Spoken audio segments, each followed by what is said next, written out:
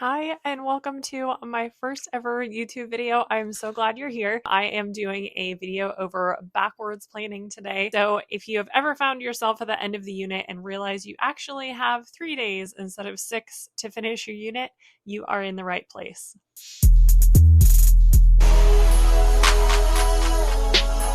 I recently did a TikTok video doing the 8-step process. So this video is going to break down each of those 8 steps into detail to help you plan your next unit. So let's get into it before the bell rings or another student asks to go to the nurse for the 4th time today. Step 1 is going to be your anchor. So we had Macbeth, and I strongly recommend the No Fear Shakespeare version.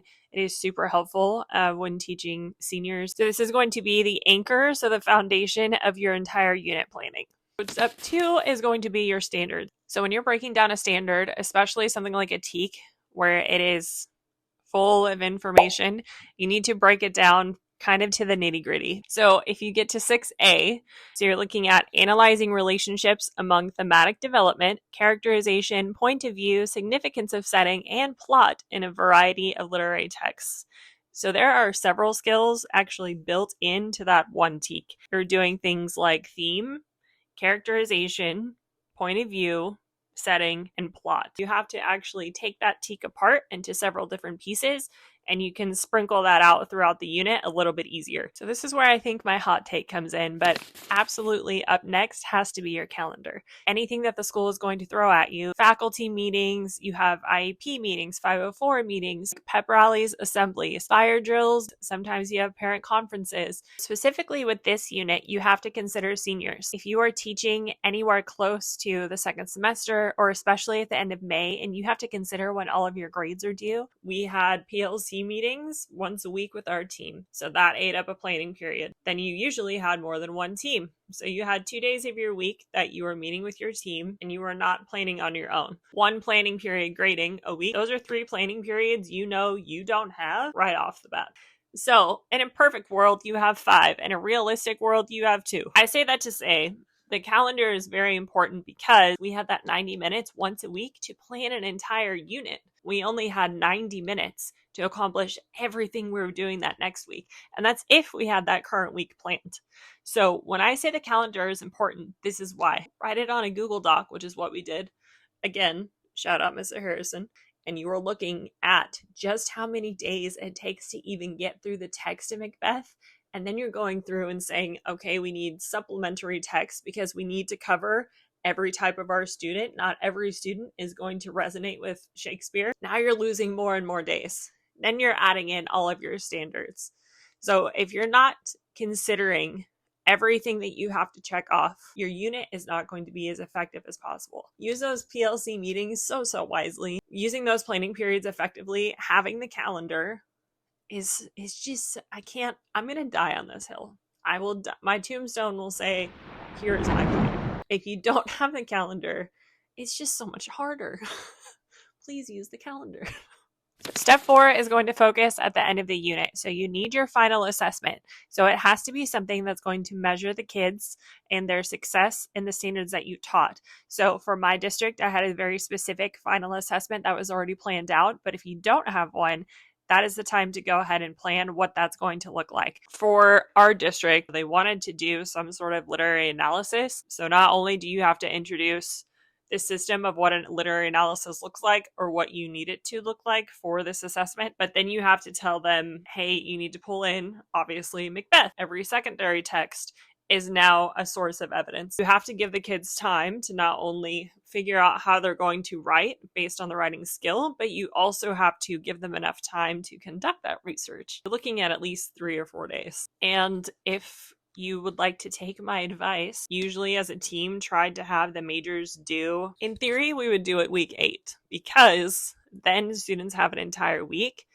You're probably grading over the weekend, depending on how you split up the essay. So then week 9, students actually have the option to come in, do things like retakes, rewrites, makeups, because none of your children are going to be there all of the days for your major grade. So you have to kind of figure out the wiggle room there too. So step 5 is something called the plug. So you're going to take all of those standards from step 2 and you're going to somehow intravenously scatter them throughout your unit. So this is where the magic of being a teacher happens. So if you're going over a particular act in Macbeth and you realize there is just a lot of characterization happening in that particular act, right?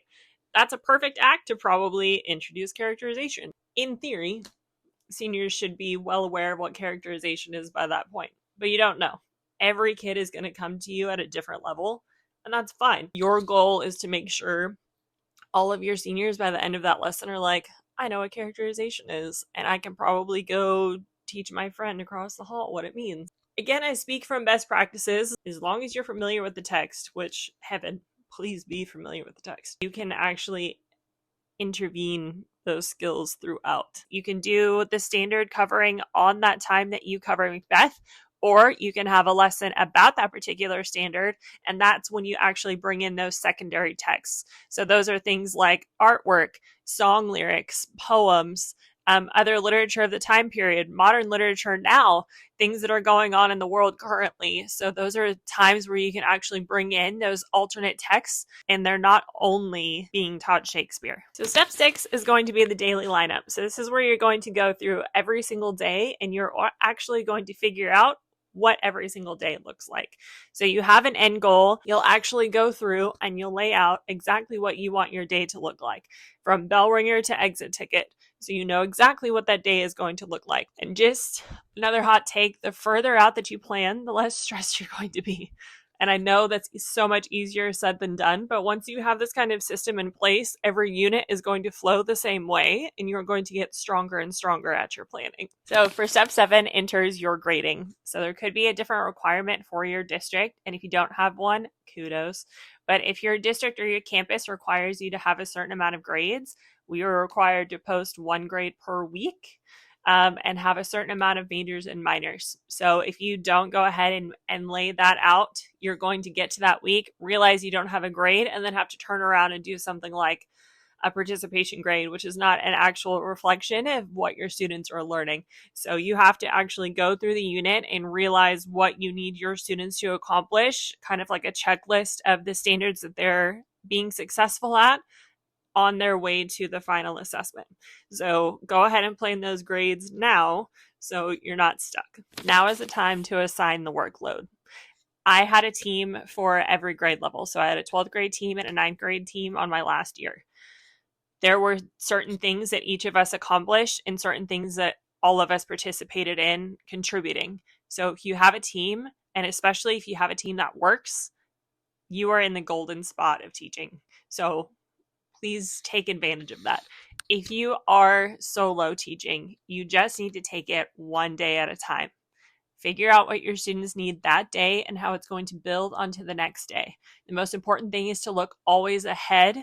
That's why you have that final assessment and you're planning backwards. So as long as you're staying on that path and you're getting your students there step by step, just take it one day at a time. So as kind of a bonus for your planning, in your PLC, I would probably have, obviously, your calendar. I would have a physical copy. And then if you are able to share some sort of digital screen, I would have it up on the screen as well so your entire team can see it. I would have when you need report cards and progress reports. I would have when you need certain grades due. You would need to obviously notate if there's something specific going on that day, fire drills, staff meetings, etc. So as long as you have a list of those, you have your planning documents. You are lucky enough to work in a district where they actually give you curriculum documents and they say, hey, here's your foundation, take it, run with it, right? And then also the standards in order to kind of like check box off to make sure that you're actually accomplishing all those things. Now, I will say you go into every August optimistic about the amazing things that are going to happen that school year. And around October, you realize that's just not going to happen.